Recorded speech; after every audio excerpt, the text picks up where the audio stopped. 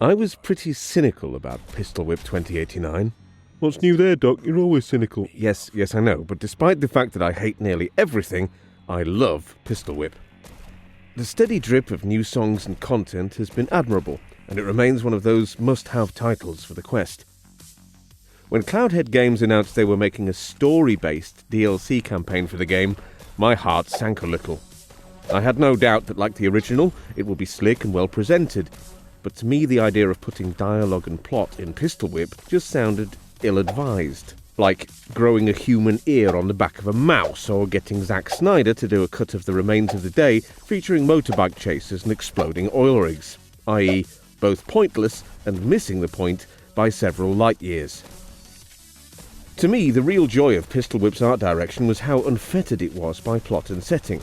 It was free to riff on the stylized action movie vignette idea posited by Superhot. It gave us levels that seemed like half-remembered, dreamlike scenes from familiar films of varying genres and styles. A breathtaking run through many varied and beautifully realized situations that could never be housed in a single narrative. Its lack of story, basically, was its strength. And now we have Pistol Whip 2089, a DLC campaign with a setting which is so cheekily referential to the Terminator universe that it really is only a step away from featuring actual 3D models of the Cyberdyne robots wearing fake moustaches. The player assumes the role of a grizzled resistance fighter, probably called something like Ryle Keese or Con Jonna. You have to shoot the robots. If you shoot them to the beat of the music, you score more points. It's not a complex proposition. Despite the fact that the idea should be terrible, though, it's fantastic. It really works. Providing a light narrative structure enables the levels to play about with some of the conventions of the core Pistol Whip gameplay in surprising and challenging ways. The game wants you to be fairly proficient and familiar with it already before you dive into this campaign, and that's essential.